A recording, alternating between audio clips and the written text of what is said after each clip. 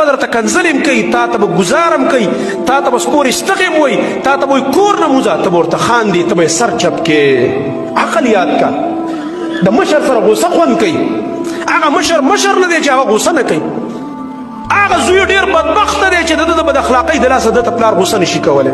پلار په ځان ډاډه کا، هله به وګټې دا دنیا او آخرت یاد ساته.